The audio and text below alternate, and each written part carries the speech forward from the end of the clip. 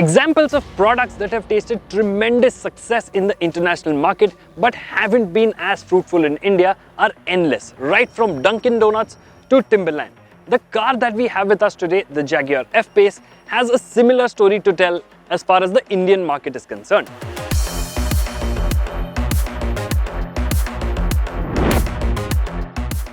Jaguar first introduced the F-Pace in India in 2016, and at that point it was brought in as a CBU, which made it quite an expensive proposition. In fact, even when it was locally produced, it failed to create the same kind of impact that the F-Pace has in the international market, where it is among the best sellers for the Jaguar lineup.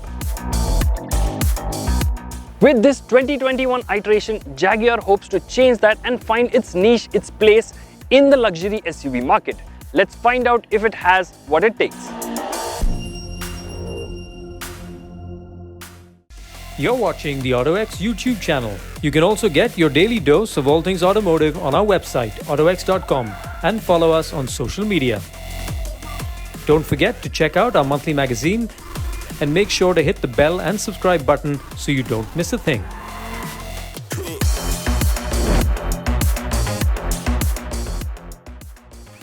Although it's been nearly 5 years since Jaguar introduced the F-Pace in India, it doesn't quite look dated, which is why just a nip and tuck job has done quite well to revitalize the exterior design. Majority of the changes to the exterior design are concentrated at the front. You get an all-new bumper with really large air dams and brushed aluminium surrounds to it.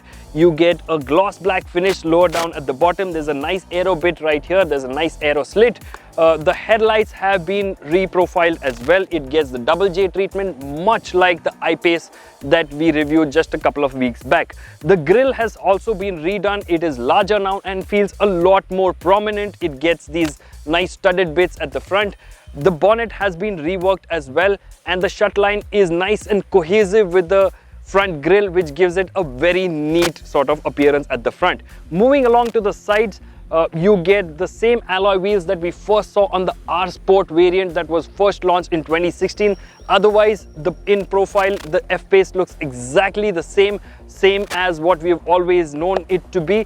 Moving on to the back, there aren't many changes here. You just get a revised bumper with gloss black applique and double bowl LED tail lamps at the back. Overall, the design is quite nice. It still looks quite interesting. It has the butch SUV stance and it continues to look quite good.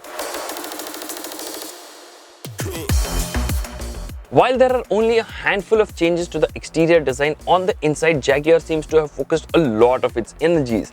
The dashboard is completely new, but before I get into that, let's address the elephant in the room, which is the Mars Red interior. Now, when I first saw it at the time of the launch, I wasn't quite sure how it would look on the car. But now that I've seen it in flesh, in person, I think it doesn't quite look gaudy or over the top. Personally, I would prefer it as a combination with a black exterior option, something that would complement the sportiness of the car. That being said, Jaguar also offers a tan interior leather upholstery option, and that I feel could become the popular choice among F-Pace buyers. Coming back to the dashboard, it is completely redesigned with a large touchscreen in the center. It is 11.4 inch screen, which is larger than the more expensive I-Pace that we tested last week. Moving on to the bottom, you get rotary knobs for the aircon controls, a nice stubby little gear lever with cricket ball kind of stitching here. You get some nice brushed aluminium finish around the gear lever as well. Overall, the sense of quality, the fit and finish is quite impressive. There are soft touch materials all around. The top of the dash has this really nice contrast stitching as well. Everything that you touch and everything that is closer to you has a really good sense of quality and premiumness. But there are a couple of things that I feel could have been better, like the rotary knobs for the aircon controls do feel a little plasticky, as do the controls on the steering wheel. Coming to the PV Pro screen, it gets a really familiar interface, something that we've seen on other Jaguar Land Rover cars as well.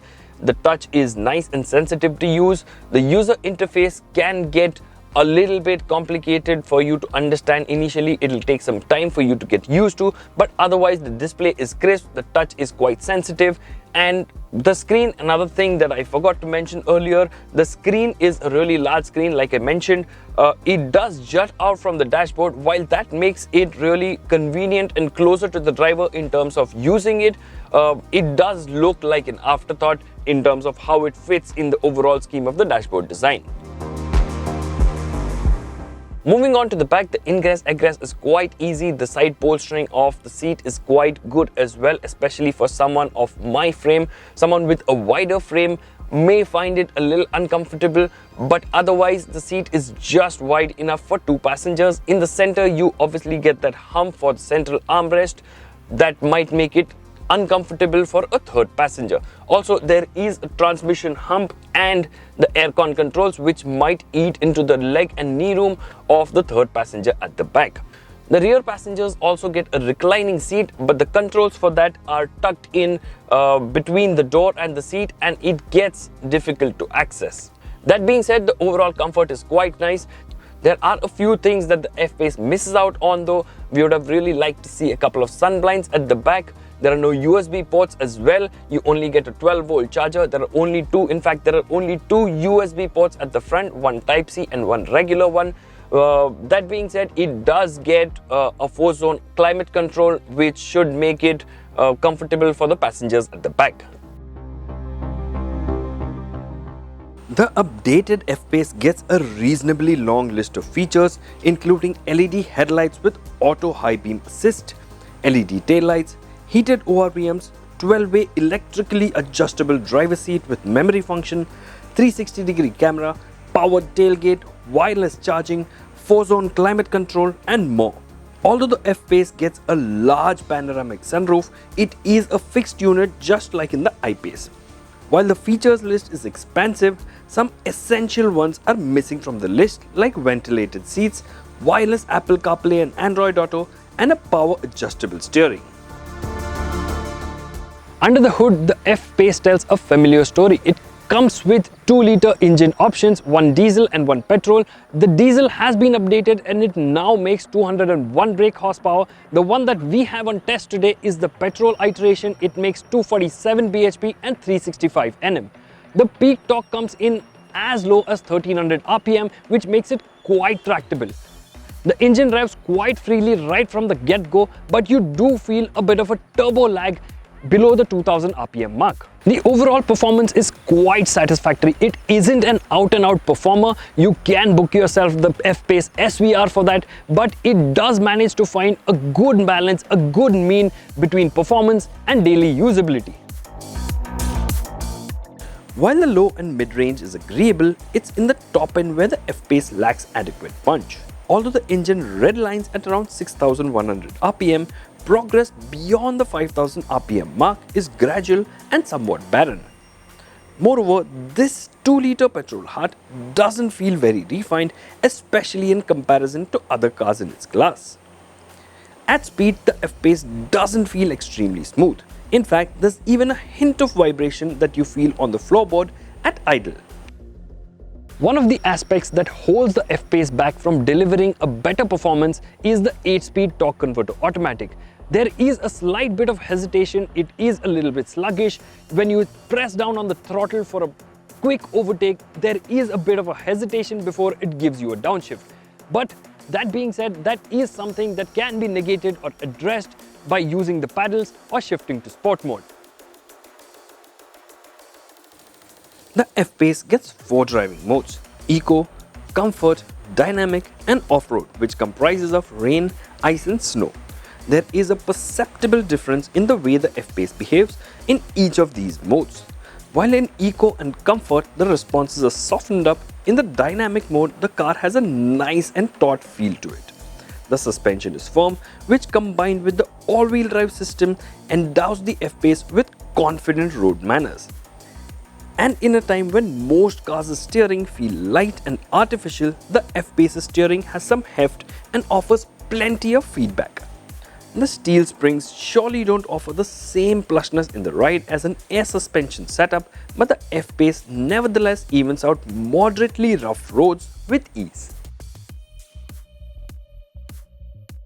Ever since its launch in 2016, the F-Pace has had a few irrefutable downsides.